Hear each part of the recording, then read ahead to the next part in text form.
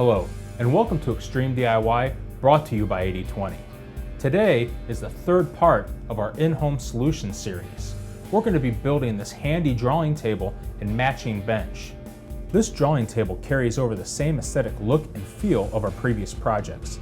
It has the same close-faced profiles that allow for easy cleaning while preventing dirt from getting into the unused T-slots. The bench features a removable or interchangeable top, along with some nice radius profiles. And lastly, the whole thing can pivot, allowing it to suit your personal preference.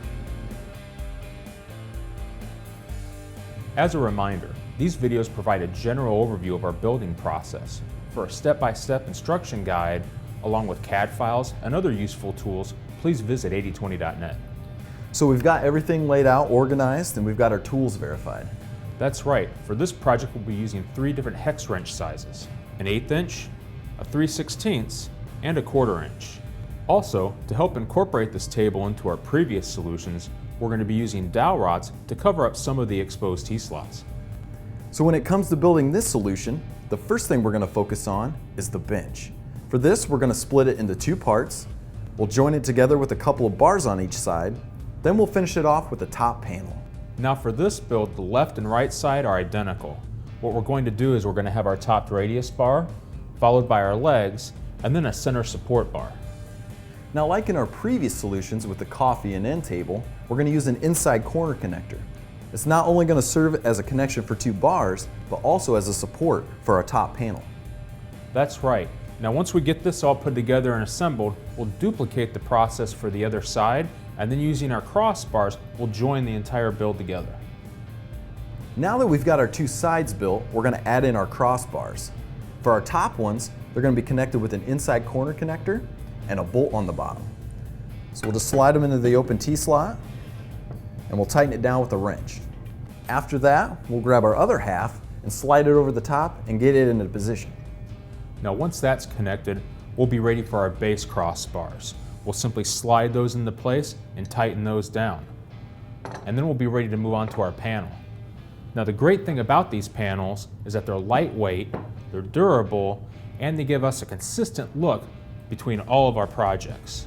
Once that's in place, our bench is complete. So we've got our bench done, and we've got it set off to the side for now. The next thing we're going to start working on is our table. For the table, we're going to break this build down into a few separate steps. We're going to build the top frame, followed by the legs, and then we're going to wrap it up by joining everything together. Now for this part of the frame, we're going to start by joining 3 bars. We're going to remember to preload our hinges to the outside, then we'll slide in our panel, and we'll finish it off by joining the base bar. Once we're done with that, we'll be ready to start on our legs. Now the legs for this table are pretty simple and straightforward.